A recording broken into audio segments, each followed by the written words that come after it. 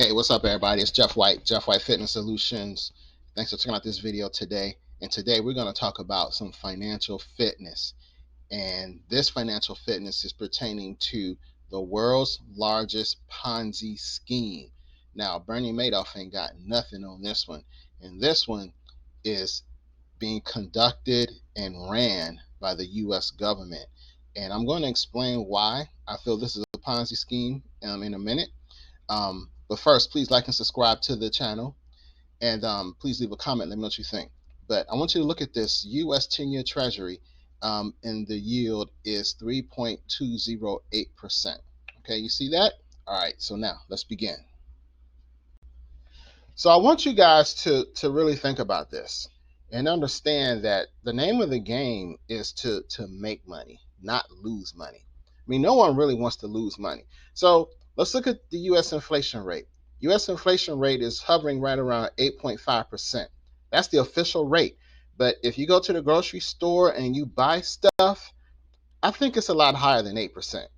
Meanwhile, they are paying 3.208% on a U.S. Treasury that's 10 years. So if you do the math, then that means if you put your money in a U.S. Treasury and inflation is higher than the rate that they're going to give you, then that means you lose money. So why would people put money in a U.S. Treasury that is going to pay less than the rate of inflation? Does that make sense? Doesn't make sense to me either. Okay, guys, so I want you to think about this for a second. If the bonds or treasuries are not keeping up with inflation, no one really has the incentive to buy them. So then who will buy them? The U.S., the Fed is buying them back. Back in 2020, they started buying back the treasuries. And it wasn't a secret because this is an article from 2020, the headline. They bought $80 billion a month worth of treasuries. I mean, let that sink in for a second. They printed the bonds and then they bought them right back at a rate of $80 billion a month. And then here's a clipping from just a couple months ago, or not too long ago, where the Fed said they're going to decrease the amount of treasuries and bonds they buy back. They're going to drop it from 80 billion to 30 billion. It's still a Ponzi scheme no matter how you look at it. But then you got to ask yourself, where is that difference of $50 billion going to come from if they are still not keeping up with inflation? Pure Ponzi scheme, y'all. That's all it is. All right, guys. So this is one of my all-time favorite websites because it just fascinates me to see how much money the U.S. owes. So look on the left. The U.S. national debt is $30 trillion. Now, why does it keep going up? Well, one big reason is because we are spending billions every month to buy back these treasuries. And don't forget, they got to pay the interest on those treasuries too. Ponzi scheme, pure Ponzi. So how do you expect us to pay back $30 trillion in debt? Do people really realize how big a trillion is? It's astronomical. Now, look at the number right above my head here. U.S. federal tax revenue. This is how much we bring in. We bring in $4 trillion. That's real time. But our national debt is $30 trillion. So tax revenues are not keeping up with national debt. So now the next question you have to ask yourself is, well, how are we going to, close the gap to that deficit?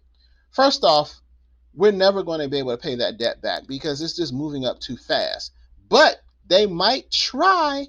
And remember, they just hired 87,000 new IRS agents, and they are going to do something. And I think they're going to raise our taxes a whole lot. And it is what it is, people. But this is where we are. And this is why we're in a Ponzi scheme.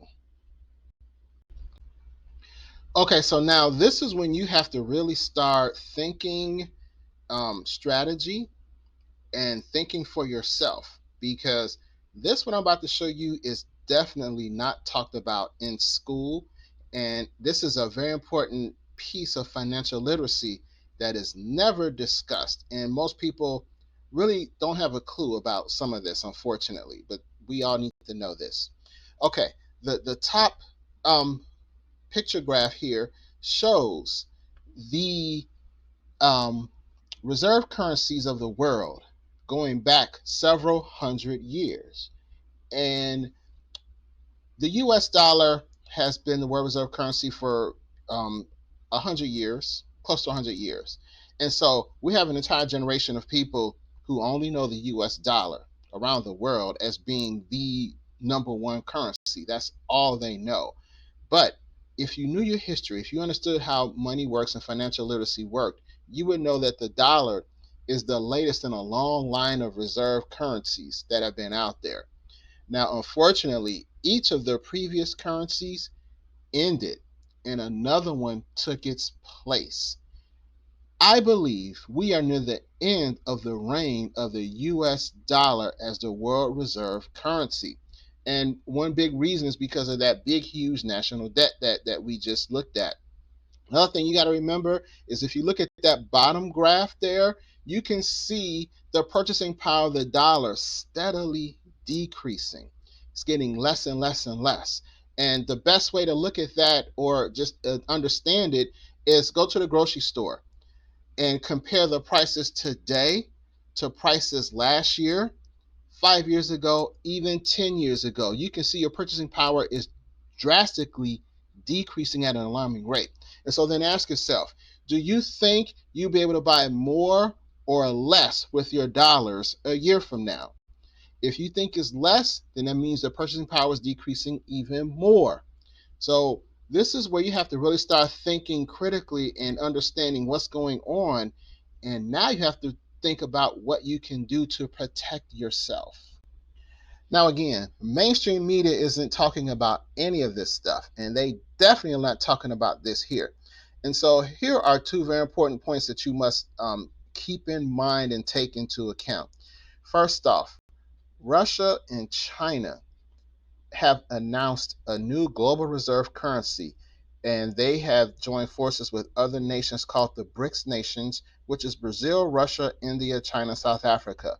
And they are working together to conduct trade in their own currencies outside of the US dollar.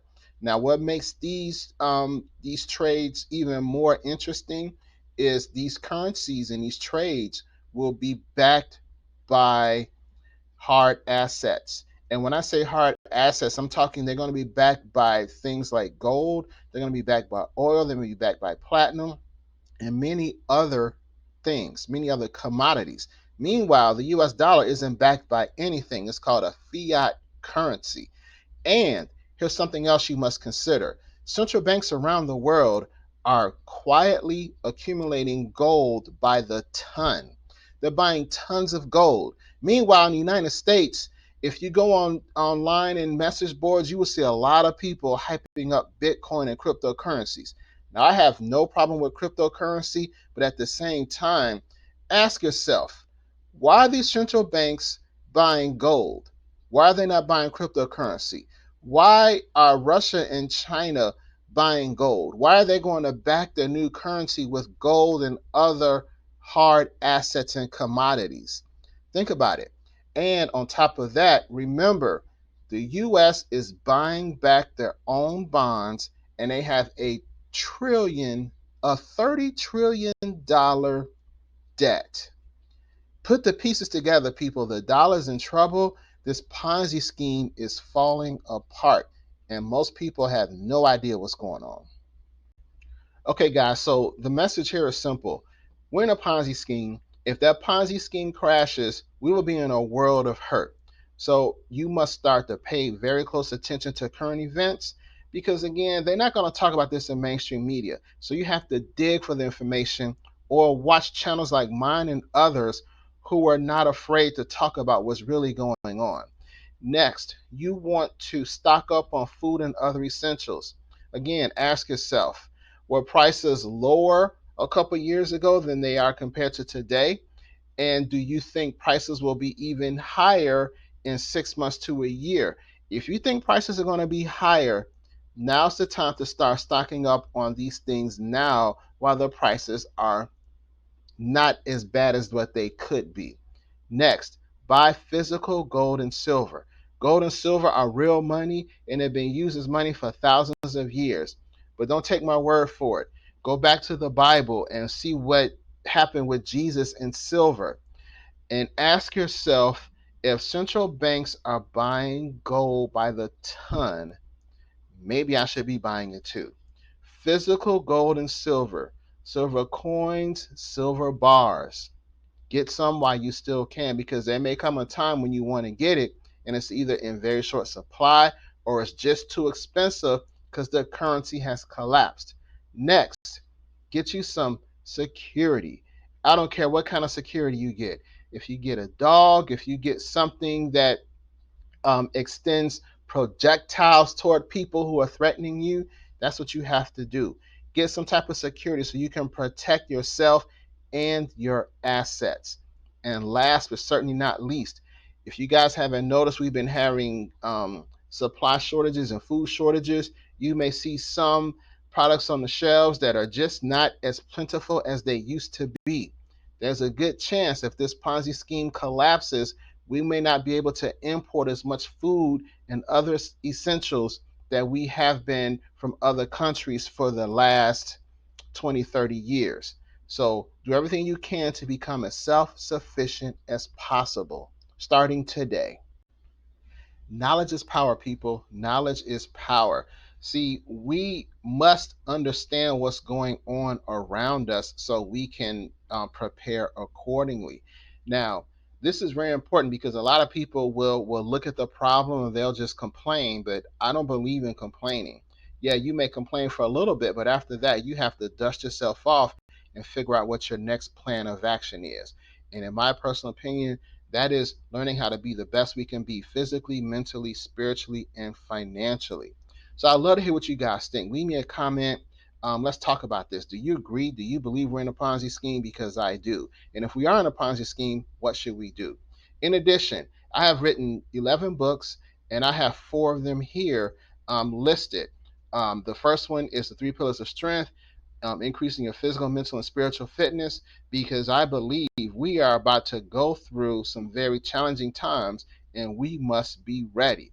And on the other books here are part of my success series: goal setting, healthy eating, and investment tips, investment strategies.